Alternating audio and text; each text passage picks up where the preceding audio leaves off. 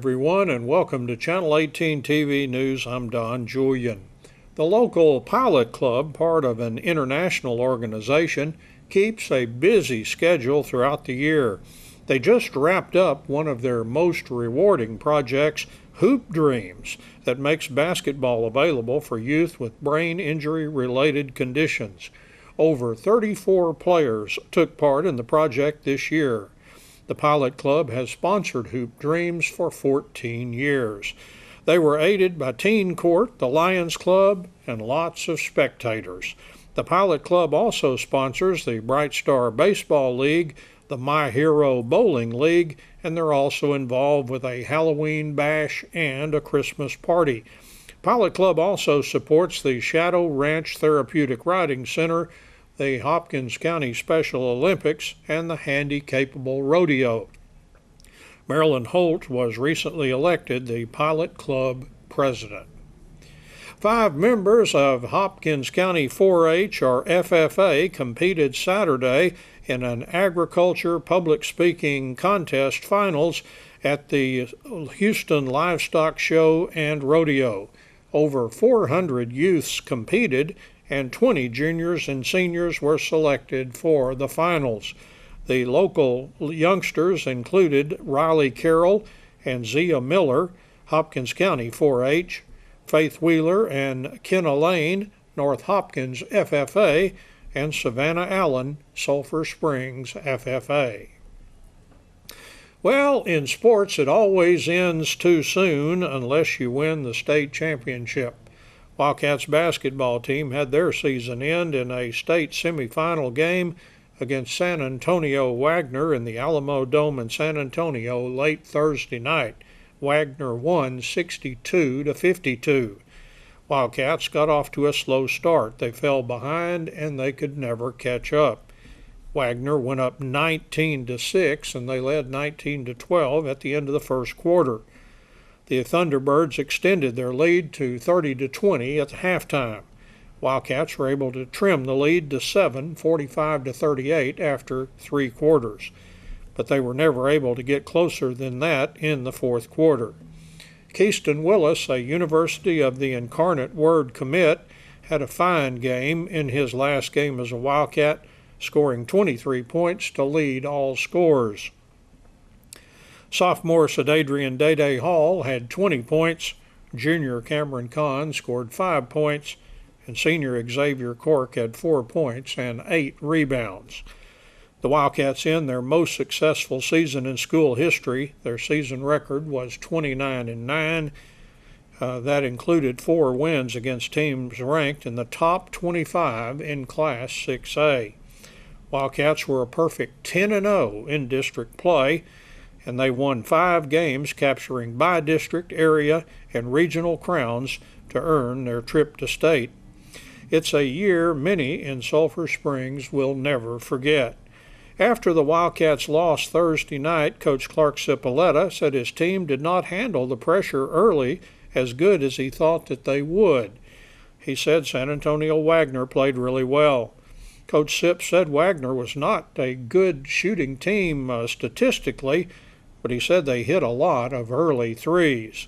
He said the Wildcats have been battling back all season long, but he said they just did not have enough in the tank Thursday night. Coach Cipolletta said he was proud of his team. He said despite the loss, his players are winners and will be throughout life. He praised the support of the fans and the administration, and he ended the interview by saying the season was one great ride. The District 15 5A district basketball team was released Monday. It includes 8 Wildcats and had 4 superlatives. More from Coach Cipolletta. I was very pleased with just the overall success and,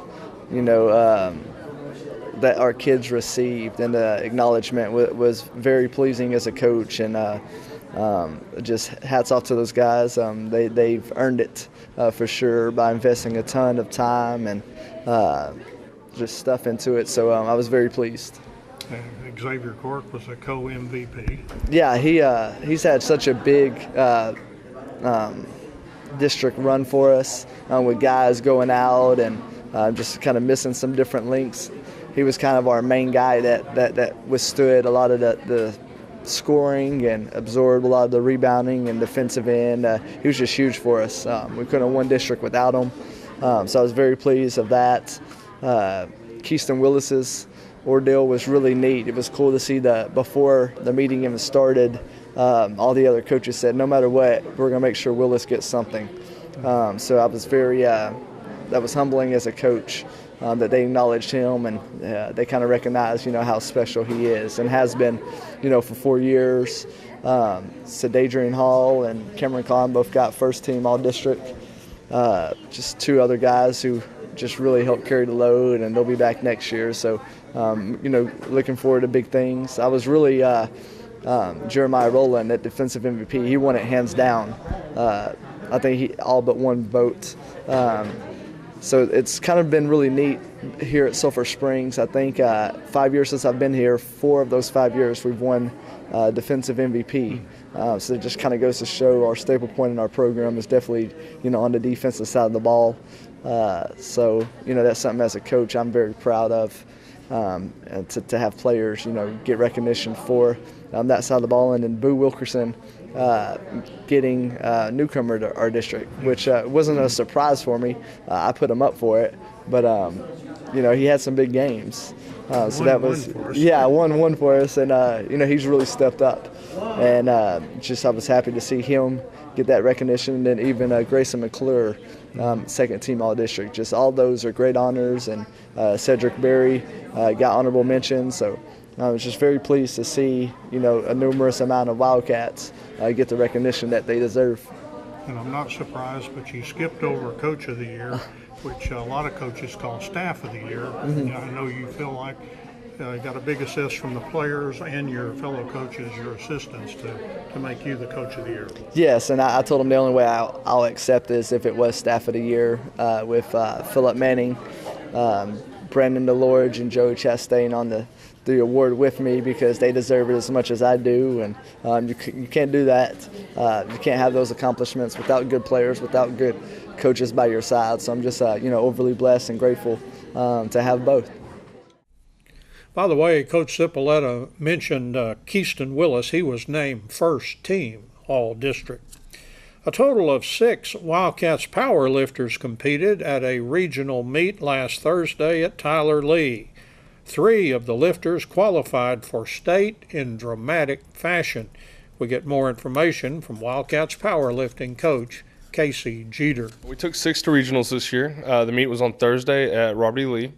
The guys that we took to state were in the 114s, Oscar Yanez, Jacob Simler. In the 148s, we had Jesse Carrillo. In the 181s, Carson Bridges. And in the 198s, George Greenway and Caden Davis. Everybody had, for the most part, had a good meet. Jacob Simler, our one freshman, he came in and he was kind of awestruck, but he came out hungry for next year. Of everybody else, we walked in with 2 guys that were looking like they were both number 1 in the region coming in. But just like any competition, you better bring your A game. Mm-hmm. And that was Oscar Yanez and Carson Bridges. Oscar Yanez ended up having to pull his last deadlift to make it to second place. He was number 1 coming in, and those guys jumped, and they had some big jumps. So Oscar came in, pulled the weight he needed to pull to make it to state, which I told him, why wait till the end? You're giving me a freaking heart attack.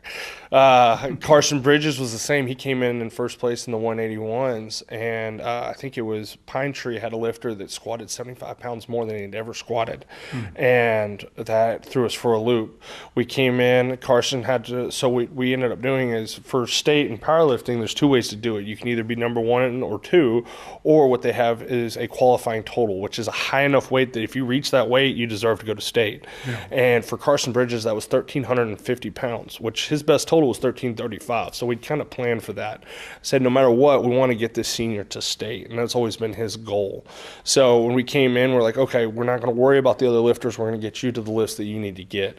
When we came out of bench press, so he had squatted 510, which was his old squat, attempted 520, just couldn't finish it. We got to bench press.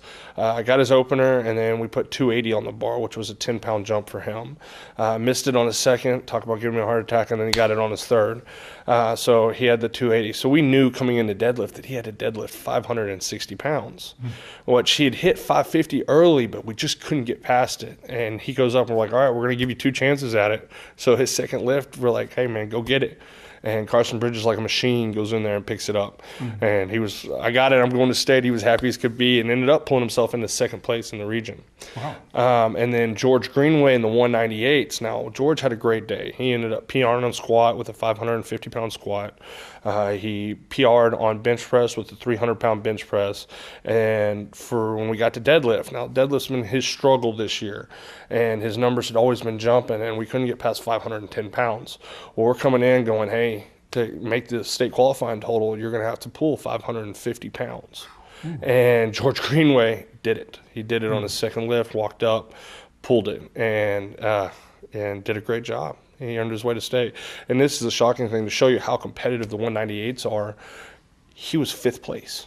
He got 5th place, got a medal, because medal top 5, but 5th place, and he's going to state in the 5th place. I mean, and with the state qualifying total of 1,400 pounds. Number 1 was actually from Ennis, and he had a 1610 total. So there's just phenomenal strength in those areas. At the state meet will be the 23rd. So it's not this weekend, but next weekend, next Saturday. We'll head down on Friday night, go in for early weigh-ins, and stay in a hotel. Guys are pretty excited. They're a little upset that they're not missing school on Friday, but because we're already on spring break. But hey, we'll have a good time either way. And getting to see the state meet is a huge deal. And for George, it's a really big deal because he's got a chance to place next year at state. And so for him to get to go down and lift at state and compete at that state level and see what it's all about, because this is the big show.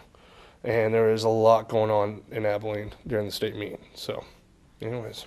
Congratulations on the most you've ever taken to state from here. Yes, sir. Yes, sir. I'm taking 3 to state. That's the most I've ever taken. So I'm very proud of those guys and very thankful for the hard work they put in. It's the kind of thing that you would do for a friend. Former Lady Cats soccer coach Jesus De Leon is now coaching the boys team in Texarkana, the Texas High Tigers. And on Tuesday, Jesus' daughter, Abby Diaz De Leon, a former Lady Cats player and now a Texas High Lady Tiger, will be a part of senior night. The schedule called for Jesus to be in Sulphur Springs Tuesday, where his Tigers will be playing Coach Alexi Upton's Wildcats. But Lady Cats coach Joel Bailey, a longtime De Leon assistant coach, worked with the current Lady Tigers coach to move their game to Monday night. Now Coach De Leon will be able to attend senior night game Monday night in Texarkana and then come to Sulphur Springs Tuesday and coach his team against Alexi Upton's Wildcats. Hats off to Joel Bailey for this classy move. And that's Channel 18 TV News. I'm Don Julian. Thank you for watching, and so long, everybody.